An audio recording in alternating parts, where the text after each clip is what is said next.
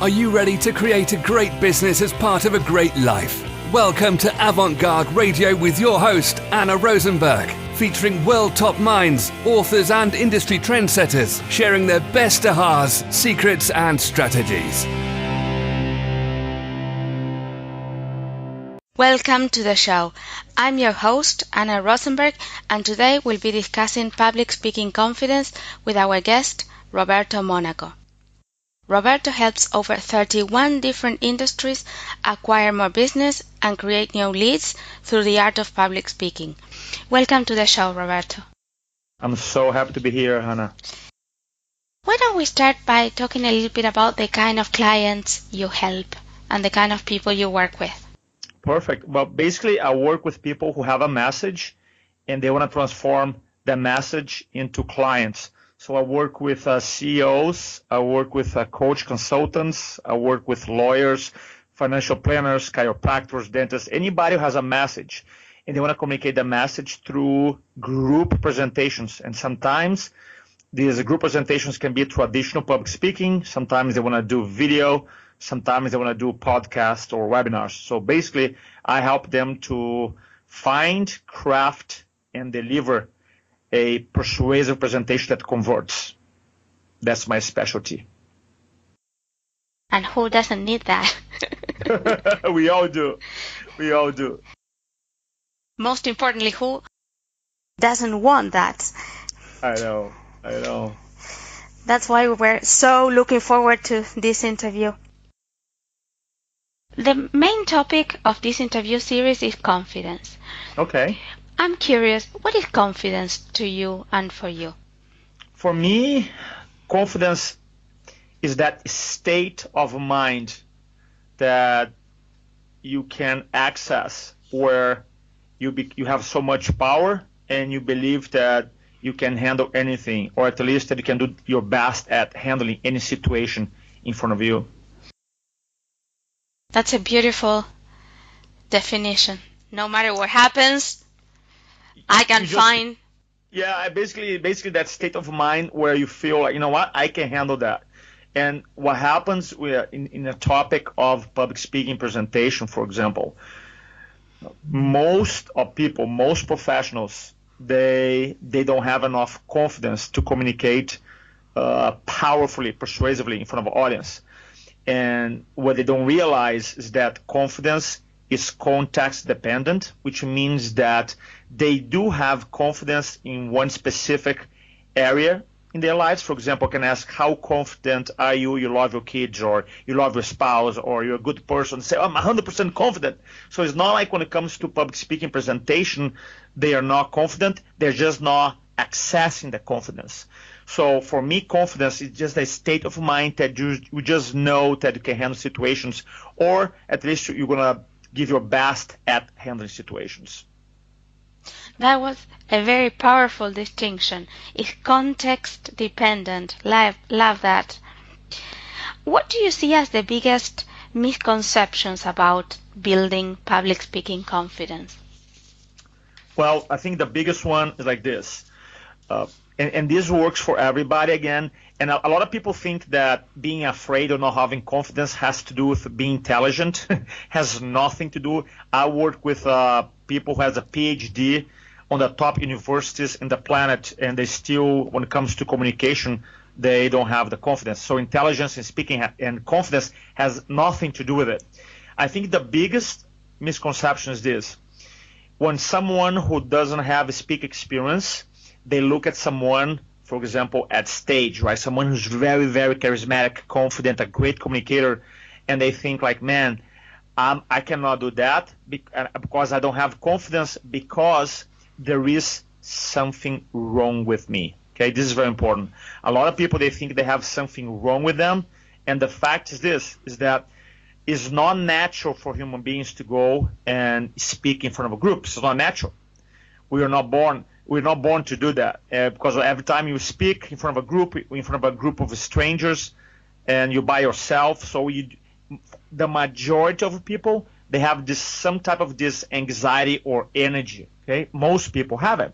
What happens is that the best communicators, through training, through coaching, they transform that energy into confidence. And a lot of people that didn't, they personalize. They go, oh, I have this energy, or I have this lack of confidence.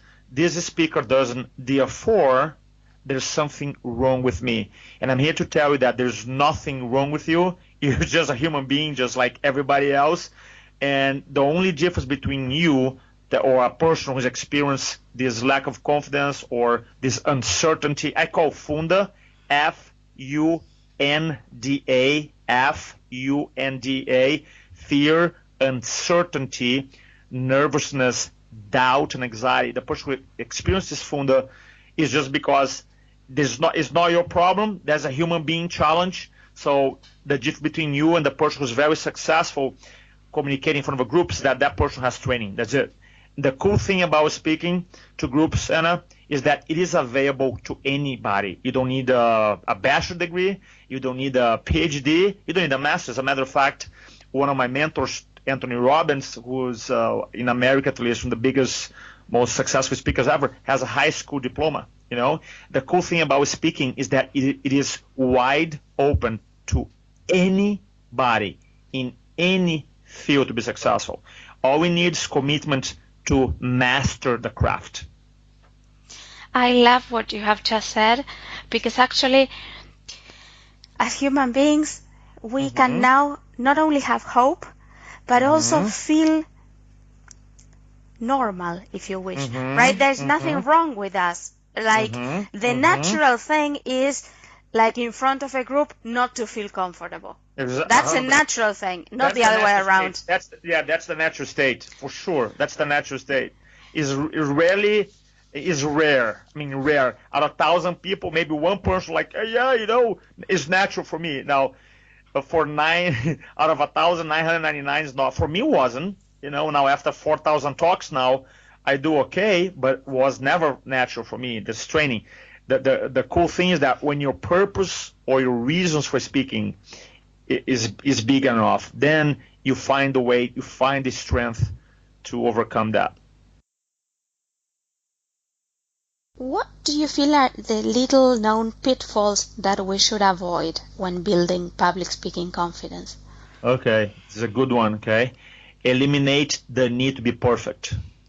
Once the presenter eliminates the need to be perfect, you create room to become the ultimate influencer. See, I was just doing an event last weekend, and I asked the audience, how many of you here, it was 200 people, and was an audience for doctors. I asked, how many of you here, when you saw my name, that I was going to be one of the speakers, how many of you thinking that, or had this belief that I hope Roberto was going to be perfect?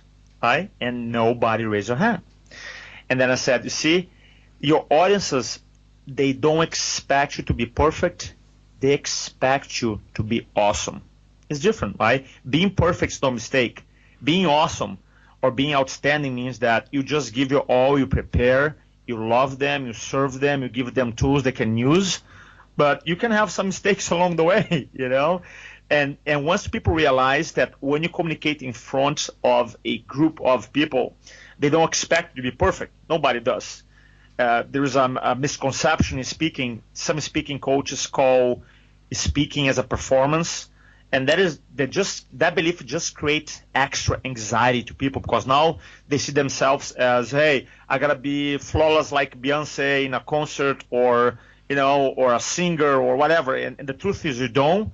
You're doing group communication, and it's okay to not be perfect, but you want to strive to be outstanding. You want to strive to be awesome. And when you have the mindset to say, you know what, I'll do everything I can to serve this audience, and I might make a mistake or two, that's okay. And that's a big distinction, because so many people who don't speak, or they struggle, or they spend nights without sleep before a talk, is because deep down they have this need to be perfect. And that's a pitfall that destroys, in my opinion, confidence. That's so true. So it's not only perfectionism, but the need to be perfect. That's also a very important distinction.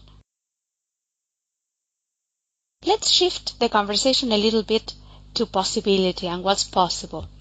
How have you been able to help your clients? Well, I've been able to help people as I work with 31 industries. I'm able to help people that, number one, they have a special message, and number two, they want to communicate the message to groups of people so that they can make more money and have a bigger impact. Specifically, Anna, I have 5 areas that I work with my clients. 5 areas, if you guys want to write it down. The first area I call the psychology of speaking, which we go super deep into helping people transform the fear into confidence. And I have thousands of stories of people. I had one client that for 29 years, 29 years, he never spoke, came because he has this a little speech impediment, because you're so nervous, and I worked with him for a day, and then once you're done working, he realized that, hey, speaking this fear is not about me, the message is not about me, is about my audience, and now he speaks every week for the last 2 years, So fear and this confidence is a big issue. So that's the first area I work with my clients. The second area I call presentation structure, which is big. Even for the most advanced speakers, structure means that how can I organize a message persuasively, regardless if it is a 1-minute message, a 10 minutes, or an hour, or a 3-day event. Okay, there's a process. And the best example I can give you, I had one of my clients that I share with him this presentation structure, and doing the same, he was doing a convention, and he had 2 talks, for this convention, different audiences. And he said, I'm going to do the same talk, one, the same way I'm used to do, which basically he put a bunch of his slides together. And the second way, he used my presentation structure. And after the talk, the presentations, the audience had to rate them from 0 to 5, 5 being the best. And during the talk that he used in my presentation structure, he got like 4.8. And the other, when he didn't use presentation structure, he got a score less than 3. So you see, presentation structure gives you freedom to speak. It's really powerful. That's the second area that I cover. The third one is called presentation delivery. Presentation delivery, once you're a very confident presenter, once you have a structure in your talk, then you got to deliver your message. And delivery is like this. Let's say you love pizza, one of your favorite foods. And then one night, a very special night, you order pizza, and now the pizza guy takes 3 hours to deliver your pizza. And you open the box, it's right there, the same pizza that you always order. Guess what? Great, the same content, but the delivery was off, right? And in speaking, you can have amazing content like the pizza, but if the delivery is off, right? In my analogy here, then you won't be able to be effective. So your delivery has to do with the energy, body language, eye contact, how you engage a crowd. So that's the third area. And the fourth area we call increments of influence. This is for the advanced communicators. Once you have a very strong mindset, psychology, your presentation has a structure. You can deliver a presentation at a high level. Then we teach influence laws that you can use to maximize conversion. So this is what I call the 4 pillars of persuasive presentations. And the last part is the business of speaking for the professionals. Say, Roberto, now I know how to organize and deliver a talk. How do I get speaking gigs? What kind of website do I have to have? So this more has to do with how to go get speaking gigs. But that's how I help our clients. Awesome. And it's like very clear that there are different stages beyond confidence. Oh, yeah. Mm-hmm. What inspired you to create your business and do the work that you do? For me, I think it's a combination between wanting to help people and a combination of passing on the gift of speaking. When I'm from Brazil originally, and I used to work in a bank, Banco do Brasil, for almost 10 years, or 9 years and a half. And when I got a BA in finance, I looked at my life. I said, do I want to be working in this company for the next 30 years of my life? I was 25. And I had this gut feeling, and I said, no, I don't want to do that. And I quit. And I came to America, and I couldn't speak the language. and it was a very struggle for me. And then after a lot of soul searching, and I realized, I asked myself this question: if I could do anything in my life and I knew I could not fail, what would I be doing today, right here, right now? And for me, I would love to be inspiring, helping people. But here's the key point in my story. For 5 years, I never took action because I didn't have the confidence. For 5 years. 5 years I had this dream. 5 years I have this desire. 5 years, yeah, I'd love to be speaking, but I never went, 100% towards my goals because the lack of confidence stopped me. So I felt like once I broke through that, I said, how many more people are struggling? And then I ended up working with a guy named Tony Robbins, which was very helpful for me. I was doing around 400 talks a year. I worked for his company for 6 years, and then opened up Influencology now for 8 years. And looking back at my career, more than any skill that I learned since 2002 in the personal development training field, the art, science of speaking has transformed my life. I haven't developed. Rhetoric has been around for 2,500 years, and so I have my own ideas, I have my own strategies, but I just want to pass it on the gift because I really believe in my core, okay? And this is really important. The top 3% in any field, any industry, they're out there speaking. They're doing podcasts, interviews, TV, radio, workshops, speaking for executives. They're pitching their ideas. And I'm super passionate about working with leaders that want to change the world to a better place. So I just want to pass it on the gift. And I think that everybody, like I said before, everybody can master this skill. Beautiful.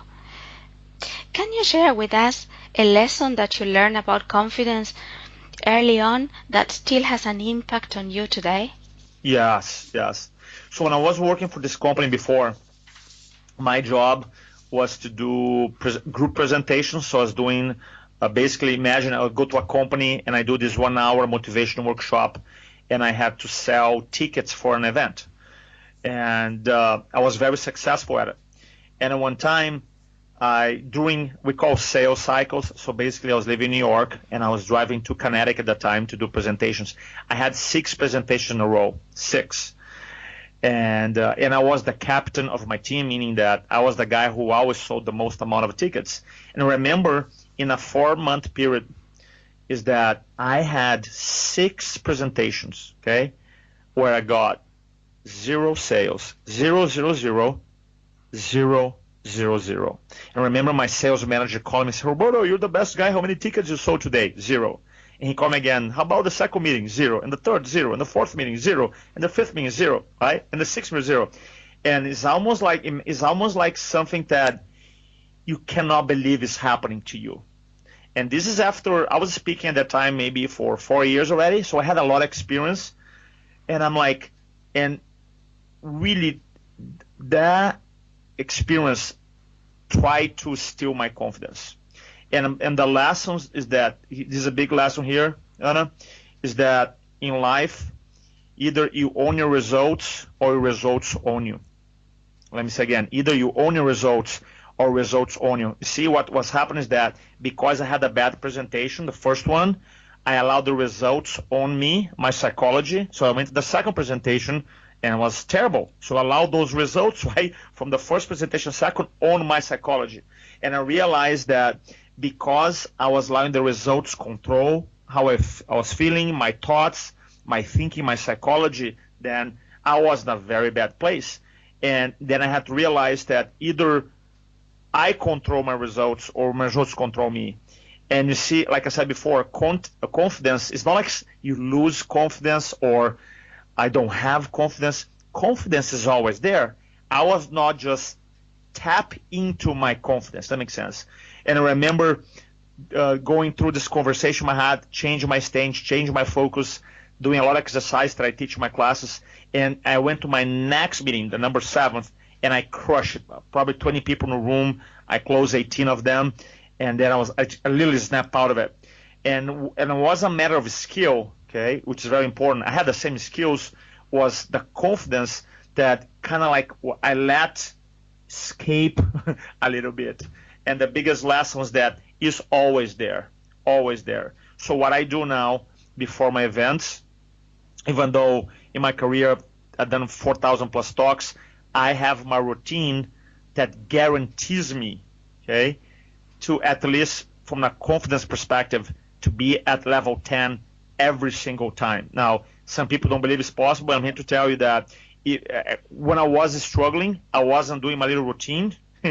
And when you do this routine that I teach that has to do with visualization, incantation, focus, reasons, several things that I do, you show up in a presentation unstoppable every single time. Thank you for sharing that, because we think that people who do what you do like never have a bad moment. Oh, oh yeah. Well, the idea is to have less of those bad moments, right? For sure to have less, but sometimes they show up for sure, you know. And anybody who tells you that doesn't, they're not being congruent, because you just have, when you have a lot of speaking experience and you prepare and do all your stuff that you got to do, you're just going to have less of those days, but you're still going to have some days that is not working for you, for sure. So 6 presentations, 0 results. Yeah. What happened the day after, the morning after? How did you turn that around? The way I turn around is I went back to the basics and I say, from 1 to 10, how am I feeling right now? And then I'm like 4, you know, and I'm like, oh, look, if I feel level 4, how do I want my audience to feel level 10 about myself, about my product? It's impossible. So basically, I went back and I asked myself, what has to happen for me to feel level 10 again? I'm talking about every single aspect, right? Confident, excited, fired up, passionate about it. So I had to put myself, to influence an audience, you have to be influenced by the message. And I got to be in that state of power, charisma, confidence. So I had to put myself in that state. So how do I did that? I start asking I changed my focus. Instead of asking what's wrong with me, I start asking, what do I love about this audience? How can I serve them at the highest level? How can I move them right now? What they need to hear from me to be moved? I change my focus. I change my state. There's something that I teach. If you guys could visualize a triangle, okay? I know it's hard to show you here, but just picture this triangle. One area of the triangle is love, the other area is empathy, and the third area is certainty. So this is the 3 core emotions that I use before I speak. So I put myself in this loving state. I put myself in this confidence, certainty state. I start doing incantations, listen to music, and then empathy. I really start putting myself in the audience's shoes about their pains, their challenges, their hopes, desires. So I created this, instead of having this uncertainty in my body because of my previous 6 bad meetings, I created this unstoppable state of confidence, of love, and empathy. And then I'm like, okay, now, because the message was the same, you know, and then I was just like, boom, I turned it up, and then has been and then now, I don't know, I don't have the stats, but 99% of my talks works out great, and then when it doesn't, I don't carry that bad energy with me again. I just move on because I go back into that state of love, empathy, and certainty when I speak. Great. Now comes a difficult question. Are you ready? Mm-hmm. I'm always ready. What is your number 1 tip to build public speaking confidence? Not number 2, not number 3, number 1. The number 1 tip to build up confidence.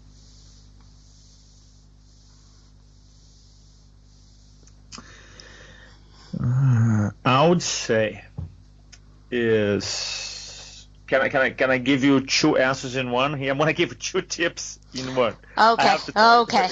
I gotta tell you 2 in one. Okay, is number 1, you have to practice or prepare at some level, because I feel that preparation can reduce anxiety or lack of confidence tremendously. Right, tremendously. So preparation, practice. I know people don't want to hear that because it's not sexy, but I'm telling you, I prepare. I've done 4,000 talks. I still prepare, and that helps you so much. And the second thing is make sure you really speaking to serve people at the highest level. I know as a business executive, as a CEO, as an entrepreneur, we always have the pressure of making money. I understand that. We all want to make money. I get that. But if you really can put yourself in a place beyond that and to really try to serve people at the highest level and you prepare, then confidence issues are going to drop 90% because you change your focus on moving them into action because you want to serve them. And number two, you prepare. So I think that's the two things that you got to do.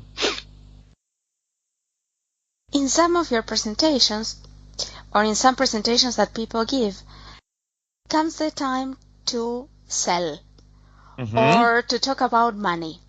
Yep. And there is where you see people shift from this great speaker, great presenter, great trainer maybe, if it was an educational presentation, to, well, sometimes to kind of a robot, sometimes to this person that tries to speak about the money part and the sales part as fast as possible, so it will quickly pass. I agree. And many other changes of energy and body posture, etc., etc. Yep. What's the best way to do that transition? Okay. Number one. Okay, I'm going to have a couple things. Number one, I have a belief that goes like this. My message starts when my presentation ends. My message starts when the presentation ends, which means this, that let's say I am a doctor and I'm doing a workshop and I have a cure for a condition. I mean, I can deliver a world-class talk, okay, and the prospective patient is going to be blown away. But you really are going to change their lives when the patients start working with you so you can take care of them, right? So in my mind, I always go like this. I go, look, whatever I cover in this talk so far is great, but the real transformation, the real message happens once I'm done here, when they sign up. So I have this focus where my close is my favorite part of presentation. And I bet money with our listeners here, okay, unless you're very advanced, that 99% of you in your last presentation, you spend a lot of time in your opening, a lot of time rehearsing your talk, and virtually no time rehearsing your close, no time. That's why you feel so uncomfortable. So what we got to do to change that is two things. Number one, change your belief system that realize, hey, my message starts when my presentation ends. Number two, I want you to rehearse your close 7 times. 7 times, Roberto, 7 times. What's going to happen is this. Because you're going to rehearse so much that by the time you actually go into your close, you're going to feel so excited because that is the most fun part. That's the part that you feel most confident about your presentation anyway. And then make it fun. Think about closing as you're delivering. Think about the people that you help, your clients that you have, the impact you have, because that's what it is. And your close should be your favorite part of presentation. If it's not, there's something wrong with it. Really should be like, man, this is my favorite part. This is the coolest thing that I do. I love it because we might have the misconception that the services that we are serving, that we are giving before, and then the close is kind of a disservice, and it's the other way around. If we get excited about the great transformation that can happen when people say yes to moving forward, that's great. Thank you for that. Of course. I have heard you say that everybody can talk, but few people can influence. Can you speak to that? Yeah, of course. You see, it's kind of like everybody can walk, and then or most people can do a little jog, right? Can jog for 1 minute or two. But then when people think running, there's guys who run 100 miles. And what I found that too is that it's because we speak all day long, we feel like we're great communicators. And the truth is that most people, when it comes to group communication or speak persuasively, they don't have training. And persuasion, influence, just like any other field, has the science, the art, the strategies. And if you want to become really good at it, then you have to work on it. People who say, oh, I'm natural at it. And I'm telling you, when it comes to professional presentations, professional speaking, I literally had the honor to work with the #1 chiropractor in history of the profession, right? #1. Just to have an idea, in chiropractic, in average in America at least, a doctor sees around 150 people a week. His office sees 2,400. Okay, so to have an idea, and because he's always looking for influence more and help more people, I coach him, and we took his closings from a 70% to a 90% during his presentations, group presentations, which create a huge impact in his business. So that the idea is that now if I ask the people, the other chiropractors or doctors who seeing, for example, 150 people, they're going to tell you, no, Roberto, I'm a great speaker, I'm a great communicator, right? But why then someone is seeing, almost 20 times more people than you are? That's the question.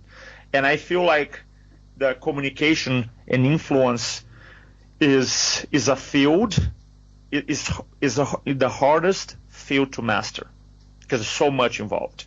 There's so many fields, there's anything from hypnosis, from rhetoric, from design, from psychology, from the science of decision making, from hypnosis, from NLP. There's like all this, from storytelling, all these fields that converge into one: communication influence. That's why I chose, what's kind of crazy, Ana, I chose a field that I don't think I'll ever be able to master. I can be very good at it, but then like there's always going to be a next level. And that's why I get so excited, because every single day, despite I personally know 4,000 talks, I have 11,000 hours of public speaking coaching one-on-one. I read any book, most of the books on public speaking, influence, everything. There's always something new to learn, and that's why I think it's so fascinating about this field. Yeah, that's really exciting. Mm-hmm. The thing of I might spend my whole life doing something and still like there is more to learn. Yeah. How can people find out more about your work? Well, we have a website called Influenceology, www.influenceology.com. And on the topic of confidence, if you go to YouTube and you type it up, Influenceology Confidence, I actually recorded 1 hour, almost 2 hours actually, on a 7-series video free on confidence and public speaking. You can learn more about that as well. That's so generous. Thank you for that. Of course. And that's a perfect note to complete our interview today. Till next time, remember, your awesomeness is portable. You can take it with you anywhere. You've been listening to Avant-Garde Radio with Anna Rosenberg. To learn more about the resources mentioned on today's show, or to listen to past and future episodes featuring world top minds, authors and industry trendsetters, visit avant-garde-radio.co.business.